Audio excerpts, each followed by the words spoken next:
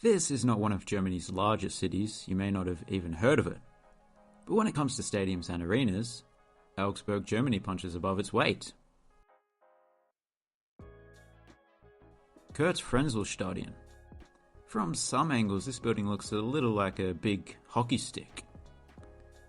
You know, if you squint and you also happen to be intoxicated, whether intentional or not, it is fitting, as it is a hockey arena.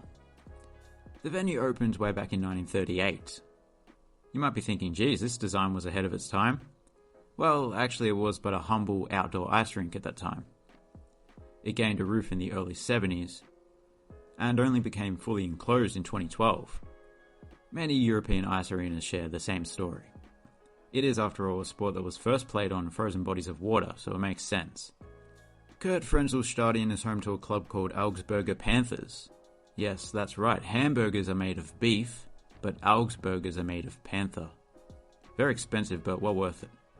What's the most unusual meat you've eaten? For me, I guess it's kangaroo, but that's not that unusual in Australia. But anyway, this seems like a nice and compact arena that must make a crowd of 6,000 seem like 12,000. Situated on the outskirts of the city where buildings turn into crop fields is WWK Arena. It may be named after the most boring thing imaginable, that being an insurance company, but the exterior design is anything but boring. It's notable for the fact that it consists of aluminium tubes, or aluminum tubes as some might say, some of which can light up at night. If the club wins, it turns all green. If the club loses, they flash intermittently for several minutes. Turns out it's actually Morse code, which once decoded goes something like this. What game was the ref watching? That was such a load of bullshit. What's the point of even trying if the ref's just gonna f you over anyway? F this shit. This rant was brought to you by WWK Insurance. WWK Arena was apparently the first climate-neutral stadium in the world.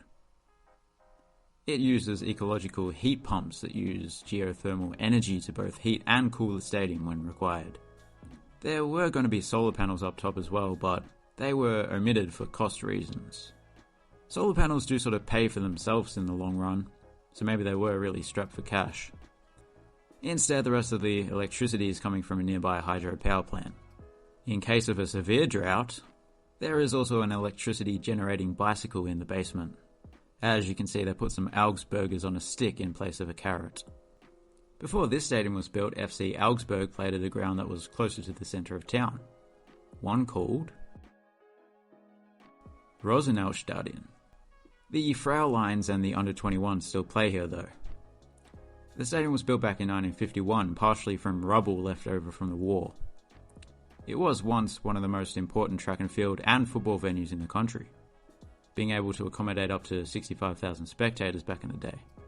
Well, they did actually get around 85,000 in for a match between West Germany and the Soviet Union. The stadium was going to be demolished after FC Augsburg moved out, and then turned into housing. One reason that didn't eventuate is that, as you may expect, the site is somewhat contaminated. It turns out that World War II rubble contains bomb splinters, dangerous chemicals, firearms, and maybe even intact, unexploded bombs. Who knows? The ground has since been given monument protection, so I think it's going to stick around for a while longer, which I'm glad to hear, even if it's not in the best condition.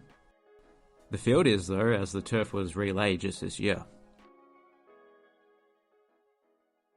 Nearby is Erhard Wunderlich Sporthalle, although you might not notice it from street level due to all the trees. Speaking of trees, to this day, all of the seating within the arena is wooden. But that's okay, wood ist gut.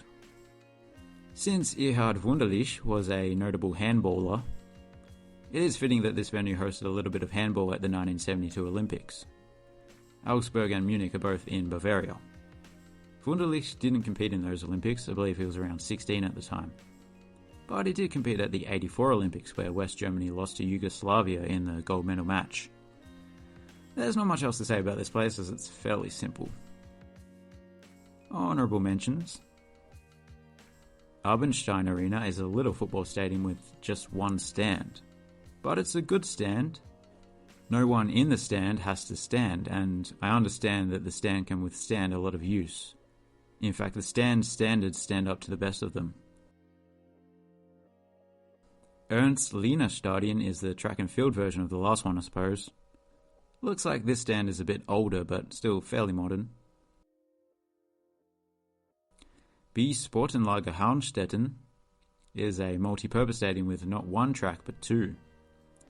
Multi-track may have been a positive innovation for the music industry back in the day, but not good for those that watch football here.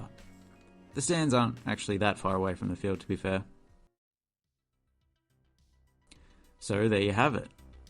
My favourite of the lot has gotta be... You know what? I'm not going to go for the obvious one. I'm going to go for the Frenzel.